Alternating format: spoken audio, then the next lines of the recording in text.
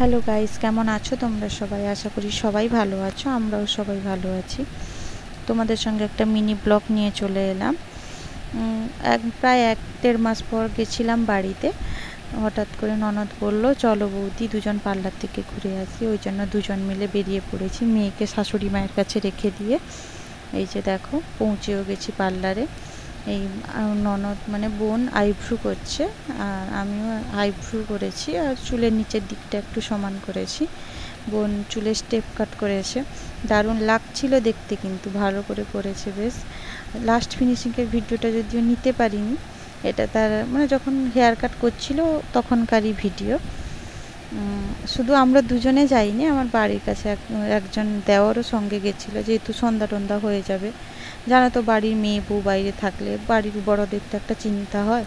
এই দেখো বাড়ি আসার পালা। যদি ভালো লেগে থাকে চ্যানেলটিকে সাবস্ক্রাইব করে দিও প্লিজ।